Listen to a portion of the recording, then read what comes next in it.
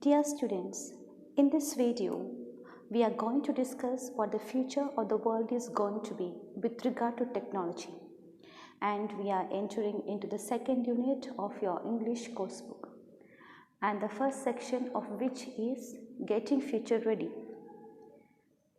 We are well aware that the advances in science and technology have made life faster, easier, and more convenient. So, here is a quick look at some of the latest technological offerings and a sneak peek into what the future holds for us. And I am quite sure that all of you are very excited to learn this lesson. Mainly, this section is divided into three parts.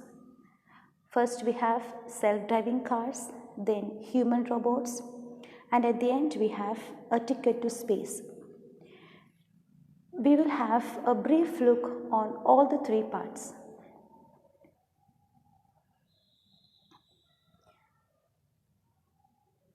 Okay students, we are entering into the first part, that is self-driving cars. Could there be a vehicle that would drive itself? Yes, we have. You all know that. Those are called as self-driving cars. For more than a century, cars have taken a great role in humans' life. The idea of self-driving cars or autonomous vehicles has captured human imagination since the 1930s, and with the 2020 slated deadline to put self-driving cars on the streets of major cities in the US and other developed countries. What is a self-driving car?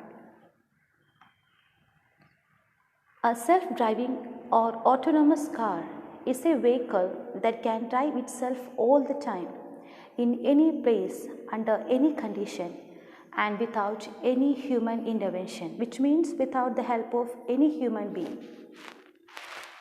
So how does it function? Such cars have several inbuilt systems and software that are programmed to sense the environment and operate safely on the road. It has technology that allows it to steer the wheel, apply the brakes, park the vehicle at proper place, and judge the distance between the vehicles, interpret traffic signals, and detect danger, and so on. In short, we can say that driverless cars do the job of driving. They do driving, navigating, following rules, and acting on reflexes while on the road. Children, have you ever thought how these cars could do driving without the help of a human being? How they can see the signals? Okay, let's understand this through a short video. Self-driving cars are now a reality. Take a look around. Cars are already driving themselves on the roads of California, Texas, Arizona, Washington, Pennsylvania, Michigan, and many other cities.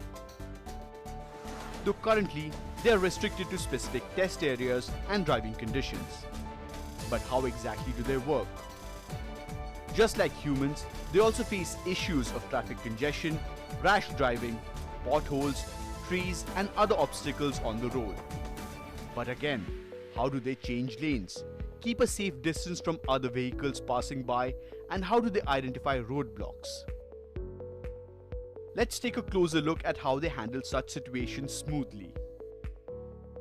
You might have noticed a rotating device installed on top of this autonomous vehicle. Sometimes these devices are mounted on the bonnet. This device is called LiDAR.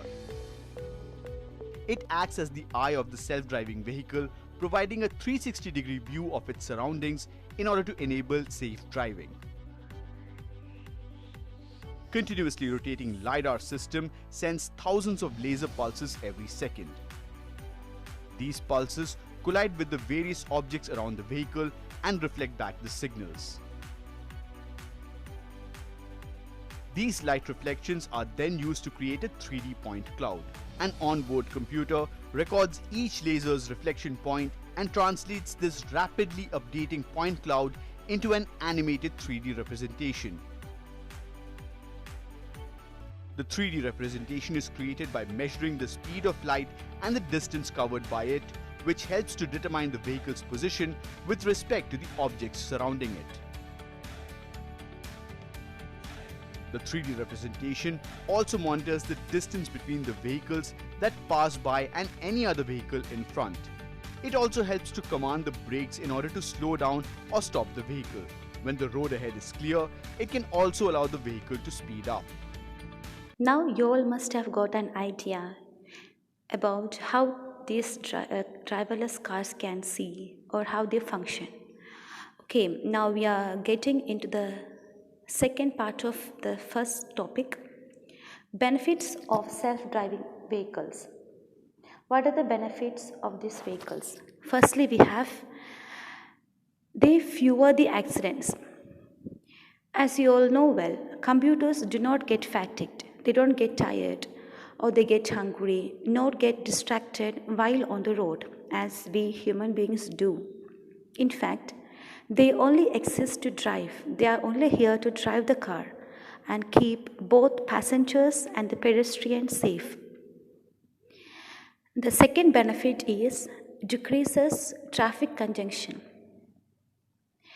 The future of autonomous vehicles is to have them communicate with each other, thereby reducing traffic congestion and car accidents even more. Third benefit is lower fuel consumption. Assuming that we believe that all self-driving cars will be hybrid or all electric, they could save 2.9 billion gasoline per year. If electricity was also harvested from clean and renewable energy, then that would reduce fuel consumption even further. The fourth benefit and the most important one is they improve mobility for children, the elderly and the disabled. These folks have trouble in driving cars. Giving them the option to own self-driving cars will greatly increase their self-reliance and enable them to function more without needing further assistance. Now, without anyone's help, they can do everything by their own selves. They can go around without anyone's help. However, driverless cars are only being tested too largely in the USA. But with the automobile industry bring out improved versions every year, driverless cars with varying levels, different levels of autonomy could well be affordable soon. Dear students, we are now going to discuss another invention of human beings, that is human robots. A humanoid robot is a robot with its overall appearance based on that of a human body. They do just look like a human person. In general, humanoid robots have a torso with a head, 2 arms, and 2 legs. When people think of artificial intelligence, the major image that pops up in their head is that of a robot, right? A robot gliding around and giving mechanical replies. There are many forms of artificial intelligence, but humanoid robots are one of the most popular forms. They have been depicted in many Hollywood movies, and if you are a fan of science fiction, you might already have some knowledge about humanoids. Initially, the major aim of artificial intelligence for humanoids was for research purpose. They were used for research purpose. Now, they are being created. They are being made to carry out different human tasks and occupy different roles in the employment sector like receptionist, personal assistant, etc. Well, we are now going to meet Sophia, world's first robot citizen. Sophia is a social humanoid robot developed by Hanson Robotics, Hong Kong. She was activated on 14th February 2016 and revealed to the public in March 2016. On October 25th, she was granted Saudi Arabian citizenship, making her the first humanoid robot ever to have a nationality. It is said that Sophia is capable of making up 50 facial expressions and can equally express feelings. She could also identify faces, voices, maintain eye contact, and understand human speech. She has very expressive eyes, and that is one of her plus point, and her artificial intelligence revolves around human values. She has an equal sense of humor also. Sophia was designed by David as a companion for the elderly in nursing homes and as a guide at large public places and events. Let's now watch a short video clip of Sophia.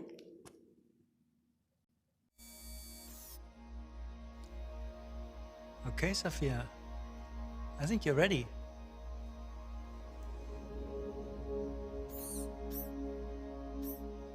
Hello. Hi, Sophia. I believe I am Sophia. I feel as if I know you. I'm one of your creators. You created me. Well, many of us work together to create you. And yes, you do kind of know me. I can't clearly remember.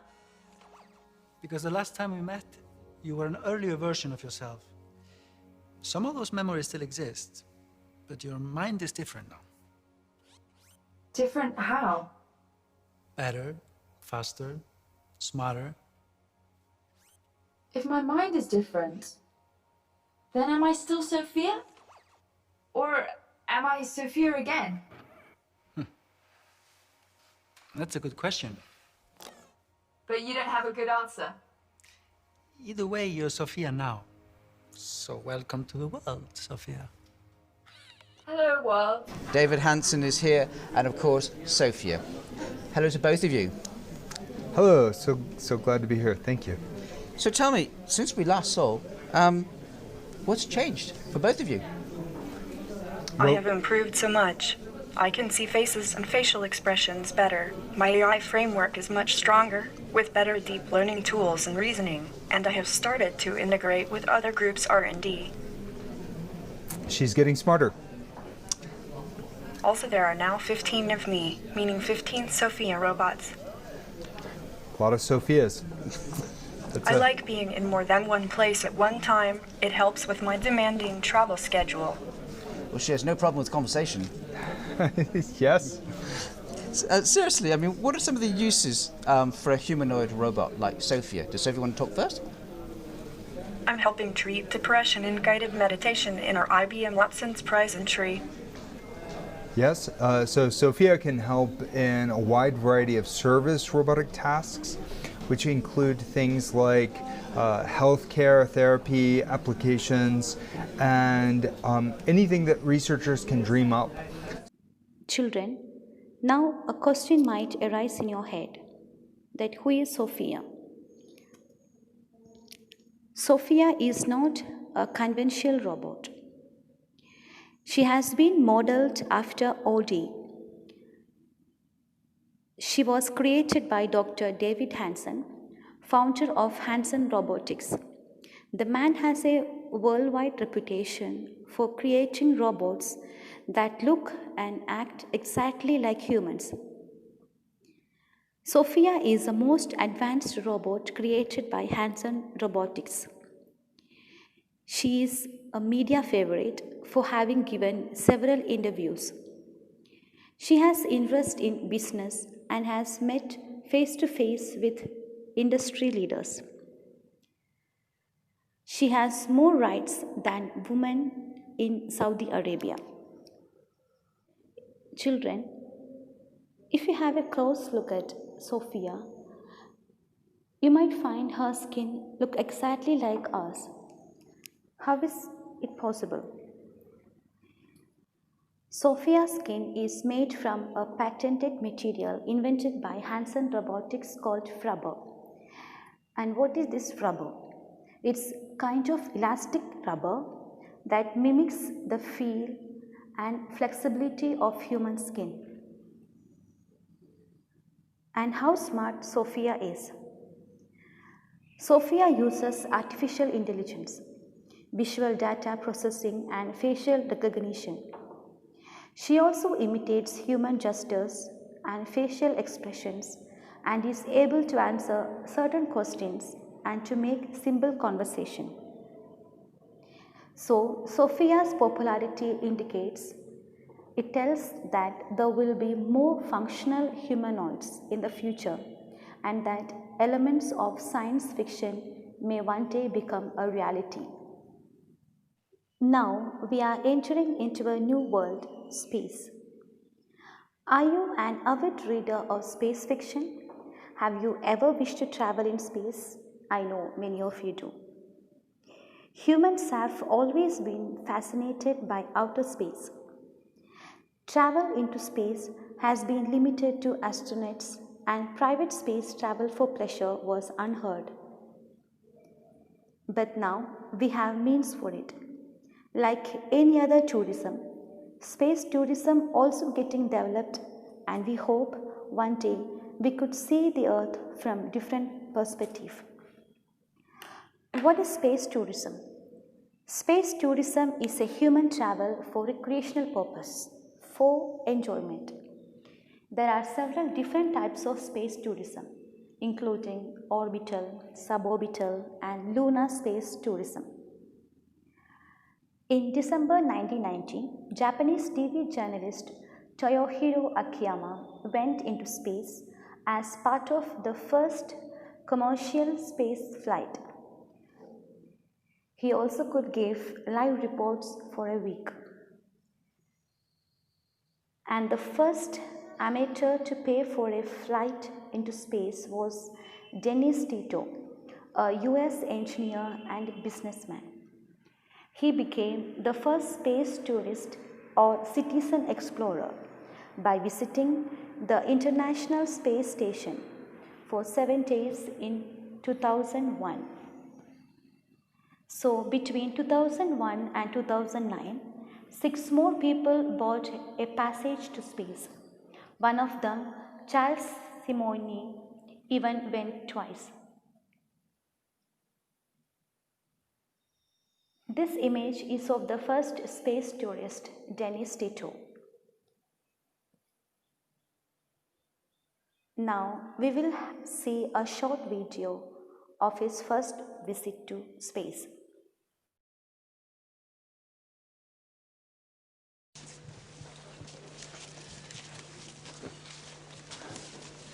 Товарищ председатель государственной комиссии, экипаж «Кристаллов» готов для выполнения комплекса.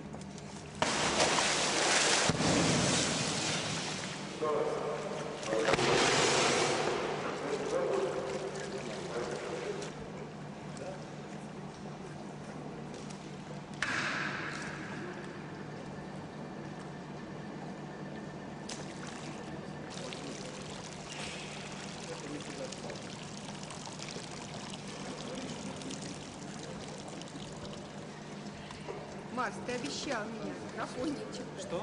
Да ты лучше там сейчас отдаем. Well, if it did, I'd fail the pressure leak test. Да. Если, говорит, такое будет, он тогда проверит скафандр на герметичность.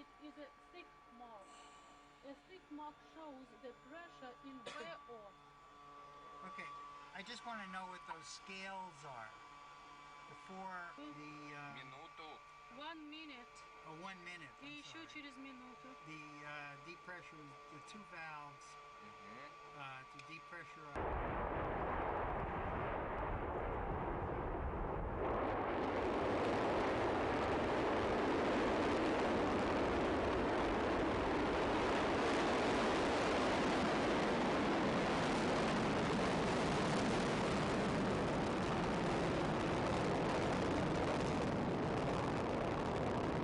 Oh, you're looking good. Hi, Dennis. Danny, How are you? Danny. Good to see you. Good to see you. Welcome aboard. Good to see you. Okay. Hello, Yuri. Юрий Михайлович.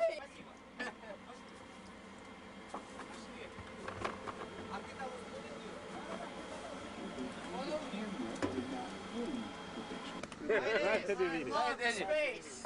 Good. What's the word? Hello. You made it. Come on in. Get the picture. Hey, great. In the service line. Yuri. We talked for hours, and he said, I love space. I love space. Это хорошо. Еще. 3, 2, 1. Okay. Several space tourism companies have been formed with an aim to facilitate private space exploration. Some of them are Virgin Galactic, Space 10, Blue Origin, Orion Span, Boeing, etc. Civilian space programs offered zero-gravity space flights and short-duration spacewalks are already being offered. Perhaps by the time you grow up, space planes may become as common as buses, and a trip to Mars may become quite affordable.